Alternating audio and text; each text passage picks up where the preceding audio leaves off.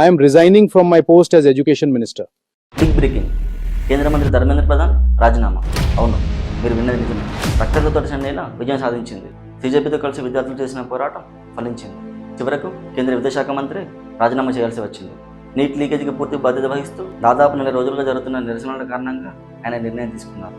రాజీనామా విషయంపై వాళ్ళ మధ్యాహ్నం వరకు సీజేపీ డెడ్లైన్ విధించగా ఈలోపై ఆయన రాజీనామా చేశారు. 10 రోజులుగా జరుగుతున్న సంఘటనలతో ఆయన తీవ్రంగా బాధపడ్డానని, అందుకే రాజీనామా చేశానని వెల్లడించారు. ఇంతకీ ప్రధాని గురించి మీలో ఎంతమందికి తెలుసు? ఒడిశాకు చెందిన ఆయన 2000లో తొలిసారిగా ఎమ్మెల్యేగా గెలిచారు.